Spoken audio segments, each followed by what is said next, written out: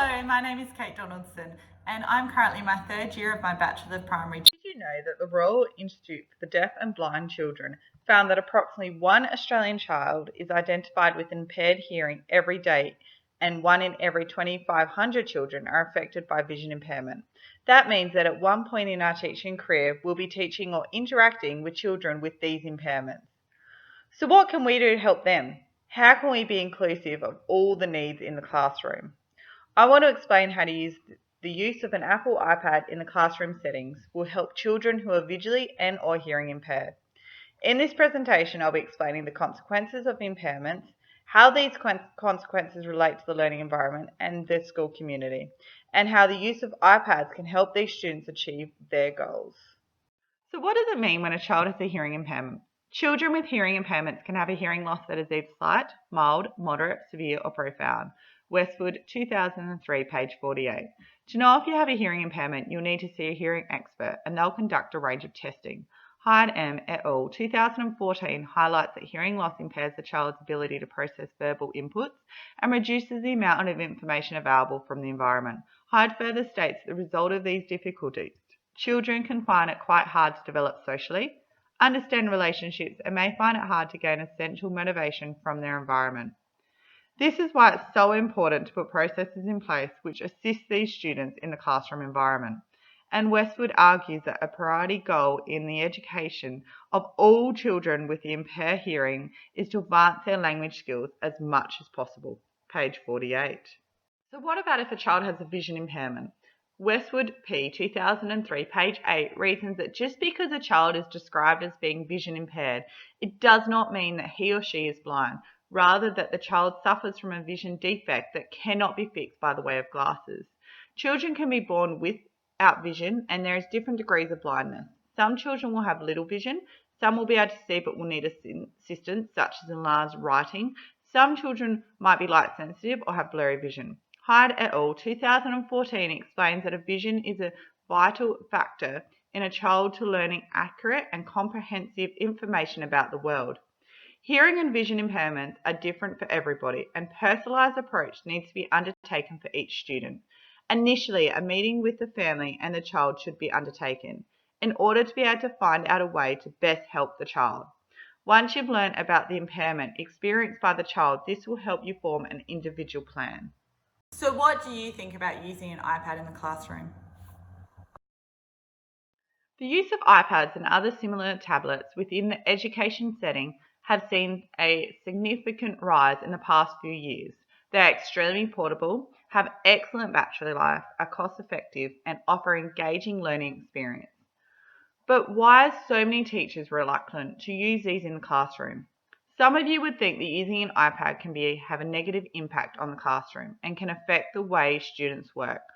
iPads can be seen as a distraction. They can be used for other purposes other than learning and can be overwhelming for the students. And this is just to name a few. While these are valid points to consider when using an iPad in the classroom, the positives definitely outweigh the negatives. O'Connell T. 2010 reasons that technology use can be a key factor for some students in turning a learning disability into a learning difference. An article by Jennifer Stevenson's 2015 explores the positive points that iPad's use has on children with developmental difficulties. She reasons that a few of the positives are increased independence, better self-management, and improvements on task and behaviour. iPads can also be used anywhere in the classroom and also at home, and an iPad can be customised to an individual child. I'll discuss this further in my presentation. O'Connell T. et al. 2010, page 7, also highlights that as children get older, they can become irritated at parent-assisted learning, and an iPad allows them to be more independent with their learning. In regards to considering the use of an iPad for a child with a vision or hearing impairment, O'Connell T. 2010 found that even though electronic resources to assist students with learning disabilities are becoming cheaper and more available, it is estimated that only between 25 to 35% of students with a disability are being provided with appropriate technology. Did you know that the Better Start for Children with disability scheme can fund up to $12,000 for eligible families. This funding can be used to purchase equipment such as iPads or other devices which can assist a child with learning. Having a personalised iPad can allow the students to customise the iPad to suit their own individual needs, and the time spent setting up a device for the student each day is greatly reduced. Hands up if you actually have looked at all the features on an iPad. There is no doubt about it. Apple devices are aimed at people from all walks of life in order to maximise profits. This means that Apple spent an incredible amount of money developing features that target specific minority groups, such as those with hearing or vision impairment. All iPads feature inbuilt settings that can allow vision and hearing impairment users to effectively use the device. These features are hidden within the setting menus, and most people won't even know they exist. For example, did you know that iPads or other Apple branded devices, including iPods and iPhones, have a feature called VoiceOver? The Apple website 2019 explains that VoiceOver assists students who experience vision difficulties. VoiceOver is a setting which is aimed at overcoming the shortfalls of vision. Given that the actual VoiceOver program is built into Apple devices and was developed by Apple engineers, this makes it incredibly functional and well developed. VoiceOver works throughout all applications and operates by the way of audibly announcing what the user is pressed on the touchscreen. A second longer press or a quick double tap will confirm the function. For example, if you were to press Mail application, the device will audibly say Mail. A second press of the same area of the screen will open up the Mail function. The function will also read emails, text messages, web pages. When used in a classroom setting, students can also use headphones in order to prevent distracting other students in nearby areas. VoiceOver will work for most applications and can even describe images to a student. If a student needs to write something, the student can use the dictation function. This allows the student to say something and the iPad will write it in a text format. iPads are also compatible with Braille imports. Lastly, you can make the text larger and use a magnifying if making a text larger isn't an option. iPads can also feature a settings section which will assist people who suffer hearing impairments. iPads are able to pair with hearing aids, and users can also adjust the hearing to the left or the right channels of the ear. For example, if a child's right ear has better hearing, the sound can be adjusted to make the volume equal in each ear. Not only can you use the input features in the iPad, but you can also download many applications that will assist the student in learning. While you can use the features on the iPad itself, you can download applications for the students to assist them with their learning.